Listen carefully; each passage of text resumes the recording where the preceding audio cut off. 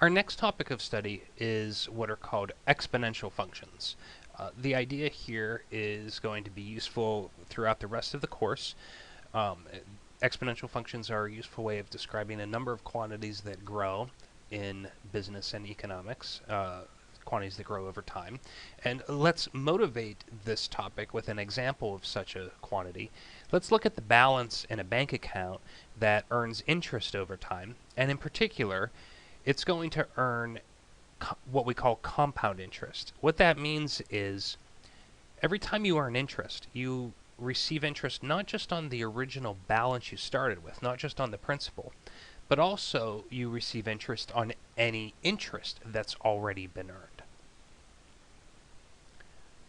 It turns out that that sort of quantity, a bank account that grows with compound interest, is perfect for modeling with an exponential function.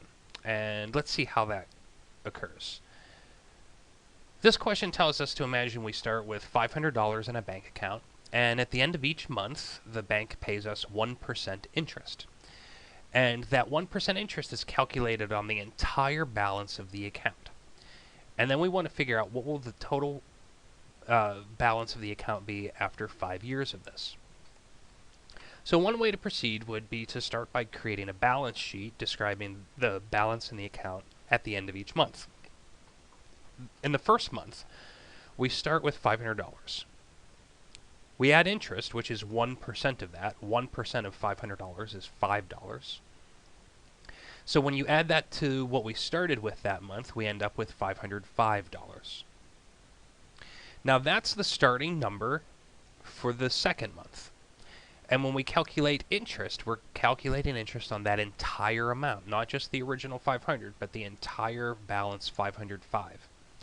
1% of that is $5.05. So when we add that number to the balance that was already there, we end up with $510.05. So we could continue doing this and fill out the rest of this balance sheet. But in order to answer the question that was asked, what will the balance of the account be after 5 years, we'll need to do this 60 times. We'd have to compute the balance at the end of each month for 5 years, 60 months. And that's not the most efficient way to try to answer this question. So what we're going to do is try to derive a more efficient approach by thinking about what operations we're performing in order to calculate the balance each month. Let's call the starting balance P, just so that we don't have to write 500 every time. P will stand for principal. That's the amount we start with. So after 1 month, how did we get the new balance? We took 1% of what was there, the principal, calculated 1% by multiplying the principal by 0.01. And whatever we get from that, we add to what was already there. Now, another way to come up with the same value is represented by this formula. Instead of adding 0.01 times P to the original P, you can just multiply the principal by 1.01. And you can come up with that formula if you take this one and just factor out the variable P. You can also think of this as combining like terms. Okay, so to get the balance after you add 1% interest, you just multiply the starting value by 1.01. Now, after another month, we're going to take the balance that was there after 1 month, and we're going to add interest again. And we can calculate the interest the same way. In order to figure out what we would get after adding 1%, we can take the value that was there and multiply it by 1.01. Now you'll notice the way we've written this, we've got the factor 1.01 written twice. And so we could save some writing if we just wrote it as 1.01 quantity squared. Similarly, after a third month, we'd take the balance that was previously there and multiply it by 1.01 again to represent adding 1% interest. And then this formula can be simplified as p times 1.01 quantity cubed. And now we're starting to see a pattern.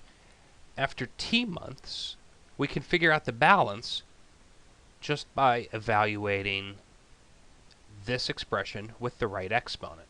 So if I want to know what the balance is after 60 months, all I have to do is plug that value in for t, and that will represent having added interest 60 times. So that's exactly what we can do. To evaluate the balance after 60 months, we take the formula we just came up with. Our p became 500, and we plug in 60 for the number of months that have passed. And if we evaluate this on a calculator, we end up with the expression, the value rounded to 2 decimal places, since we're talking about money. Dollars and cents here makes sense. $908.35. Now, this is an extraordinarily generous bank. Don't expect to find a bank paying 1% interest every month. You're more likely to find 1% interest each year. But this was just a simple example with some numbers that were easy for us to work with. Now, notice that what we did was to come up with a formula of the certain form, one number times another number raised to a power. And the power here was a variable representing how many months have passed. We used t as the variable in this example. That's the general form of an exponential function. If I write it in terms of the variable x, an exponential function has the form one number times another number, and that second number is raised to the variable x. Here's an example. The function we just used had this form with a coefficient out front, capital A, of 500, and a base lowercase b of 1.01. That's how we end up with this expression, and we're using the variable t instead of the variable x, but it's the same form. One number times another number raised to a power represented by the variable. Here's another example. F of x equals 2 to the x. This can also be written in the form. If you imagine a hidden 1 in front of this, that's your a value. That's the coefficient out front.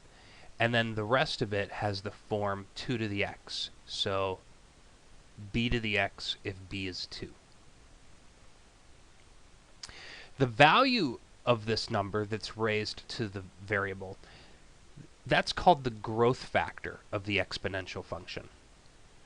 And as we're going to see, the growth factor tells us a lot about how the exponential function behaves. But one thing we want to be careful about is to only ever use positive values for the growth factor. So we're never going to use a negative number. And the main reason for that is because if we use an exponent that's a fraction, we can run into trouble. For example, if I have -2 raised to the 1/2 power, remember that a 1/2 power is the same as a square root. So this quantity would mean a square root of -2. And we don't like to worry about square roots of negative numbers in this class because we want to avoid complex numbers like I. When we're talking about business applications, it makes sense to stick to real numbers, and so that's what we're going to do, and therefore we will only ever allow positive values for the growth factor in an exponential function.